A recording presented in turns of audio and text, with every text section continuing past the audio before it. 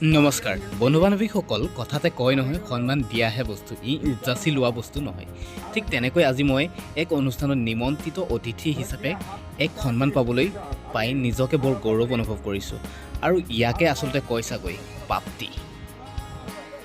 আৰু এই সন্মানৰ বাবে বিশেষকৈ আছুদা আৰু উদ্যোক্তাসকলক মোৰ হৃদয়ৰ পৰা ধন্যবাদ জ্ঞাপন কৰিলোঁ।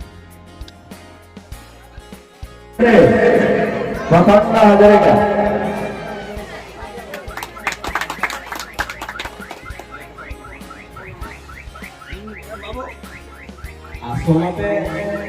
ইয়াত ষ্টেজত উঠিব পৰা কিমানখিনি উপযুক্ত হয় নাজানো, কিন্তু আছুদা বা দাদাসকলৰ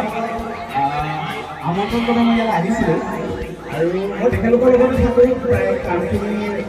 বিভিন্ন ধৰণৰ কামত মই তেখেতলোকক সহায় কৰি থাকোঁ আৰু তেখেতলোকে মোক আজি আমন্ত্ৰণ কৰিলে যে ইয়াত অকণমান আহিব লাগিব। মই আহি ইয়াত গম পাইছোঁ যে মোক